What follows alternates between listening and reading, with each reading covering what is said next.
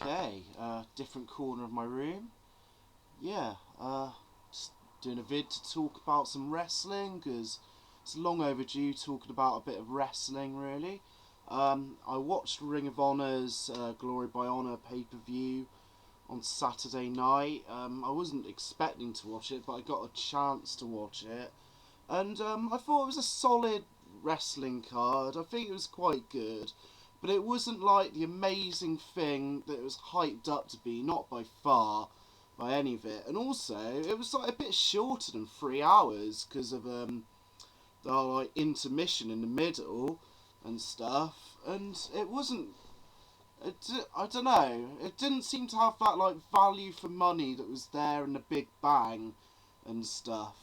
I mean, I don't think there's any match that was as good as the two main events of the Big Bang pay-per-view, that being the Kings of Wrestling and the Briscoes and the Triple Threat World Title main event. Some notable happenings from it. Homicide returning at the end was pretty cool. I like Homicide and would like to see him like in Ring of Honor doing his thing again because he's a great character and also a good wrestler. I think. When Roderick won the title, it just felt a bit underwhelming. I thought their match was good, right? Tyler Black and Roderick Strong, but it just felt a bit flat when he won. Like it wasn't like a, oh my god kind of moment. It didn't feel like it built up like right, you know. It just felt very sudden. Kings of Wrestling versus Shelton and Charlie Haas. The overhyped match by far. There's no way this match could have led up to the hype, and I think it was a really good match and definitely worth watching.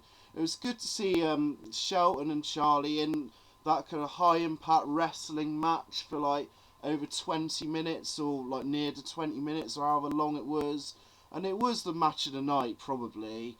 But it was as I've said already, there's no way it could have led up to the hype and wasn't as good as everyone was thinking it was going to be, I don't think. It certainly isn't near perfect, as one big guy on here seems it to be from his star rating. But yeah, it was good to see them there, like being happy and like wrestling well. Charlie Haas looked awesome. I think they were like selling a bit too much, and I think it was right that Kings of Wrestling won. Definitely, but I just hope they stick around, and I hope it wasn't like an audition for them to go to TNA. But yeah, there were some thoughts on that pay-per-view, like which wasn't a bad show, but definitely like nothing really amazing. But some stuff was worth checking out for sure. I'm gonna talk a bit about some WWE stuff. Yeah, I didn't watch the premiere of NXT Season 3 last week. Purely for the fact that I knew that Aloysia wasn't going to be on it. You know, this is someone I've never really seen like a giant woman before, apart from like in like those old sci-fi movies. You know, Attack of the 50-foot woman from Mars or whatever, and yeah, I was like really wanting to see what would happen with her because she is like a spectacle, and WWE are gonna have to use her like that. You know, like the female version of Andre the Giant or something. I mean, I've seen like some of her matches, and it is kind of what you'd expect. You know, like somewhere between like the Great Khali and Big Show in skill, but like still looking pretty green from like those matches I saw. And yeah, I just hope they get around to using her and aren't gonna like fire her or anything. Like I don't think they will. I think she's probably just gone back to FCW for some fine tuning. But I think yeah, they should definitely like bring her in at some point as like a huge monster heel or something, and just like goes through all the divas and that. And I think it'll make that like sports entertainment style of diva wrestling like entertaining, you know, because they've never really had that kind of giant thing. I'm sure they've had like China in the past and Beth Phoenix to an extent, but I think it'll make it like kind of a spectacle and will be interesting.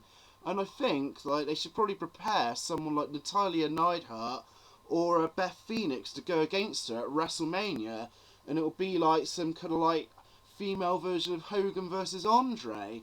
And I think that'll like make it kind of good, even though like the wrestling won't be like great quality perhaps. It'll be a spectacle, and that's what they've got to do really. If they're not going to like train these women to wrestle, they've got to like make it a kind of spectacle. I did hear like one or two of the divas from this NXT season were better than the actual divas that WWE employs now. Hopefully we'll see. Hopefully we'll see that within time. But at the moment, I still don't care, and I really don't care. I watched Raw this morning, and I just want to like talk about a few points on that. I thought it was really cool with John Morrison showing him doing his parkour, free running stuff, and I think if they did more of that kind of thing with him, then he'd be like looked at more as a serious contender to like go up to that next level. If they did more about him, like got into his personality a bit more, you know, show him training and doing all that kind of thing, like he wants to be a competitor, because as a babyface, he's not cutting it, let's face it, you know. He hasn't got that charisma going down, and you know, without like the Miz to like rub off against, I think they're a tag team. They were kind of like equal charismatically, and like they work together. But yeah, as a babyface on his own, Morrison isn't really cutting it as a character, and I think this was a step in the right direction, showing him do all this training before his match with Sheamus, and that match was definitely worth seeing, a Falls Count Anywhere match with Sheamus and John Morrison. If you haven't seen it yet, you've got to check it out, because it's like quite heroic display by John Morrison, and he didn't look like Sheamus's bitch. You know, he like got in some good offense and like did some like nice flipping about and stuff, and yeah, it was good. I applaud them for like letting him do that. I still think I just don't know what they're gonna do like for him to get to the next level. I mean, WWE's mid card, like I could do a whole video on that saying who's stagnant and who should be where or whatever, and I'm sure maybe I'll do it eventually. But yeah, that was cool.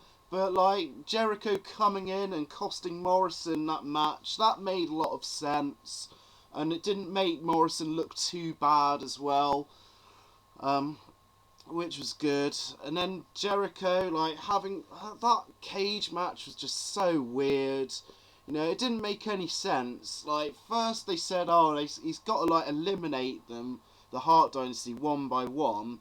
But, like, one of them escaped, and he pinned the other one. So, what about the other one that escaped? Like, doesn't that make it a draw? That's fucking weird. Anyway, I guess it doesn't matter, because, like, Jericho's in there. And also, something else that went through my head is, like, why didn't Morrison come and, like, cost Jericho that match? But I guess it doesn't matter, as it's like probably going to be Jericho's last pay-per-view match for a while. Personally, you know, as a big Jericho fan, I'm going to like miss seeing him on Raw if he is going for a bit. I'm pretty sure he is going for a bit, because his band Fozzy are doing a tour, and they're going fairly near me actually next month, and I hope to go to that. I don't know if I will, but I hope so. Jericho, I think he's going to be one of the first eliminated on Sunday. I really hope not. I think it would be nice if he like got down to the final two or even won it, and it would be a good like moment, or like a send off if he was down to the final two and like fought valiantly and come back as a face when he next comes back. But I don't think that's going to happen. I think because of the way his character is, he'll get eliminated first, and that'll be his send-off for like a month or two, unless he's going to show up on SmackDown, which would be really good. I'd prefer that, actually. But yeah, that's just a few thoughts on Jericho and the John Morrison. And as for the pay-per-view, I think the six-pack challenge could be good. Seeing as it's elimination, I think that makes it a lot better and a lot more exciting. I don't really know who's going to win this.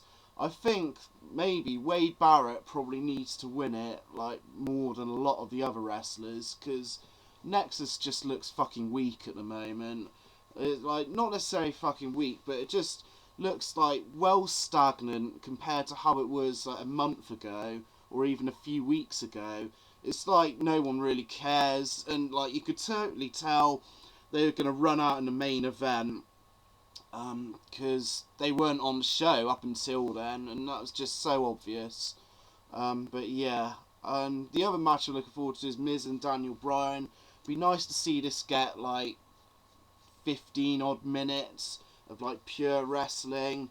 I can't really predict who's going to win. I think it would be right for Daniel Bryan to win, but also it depends whether they're like going to keep this going on for a bit.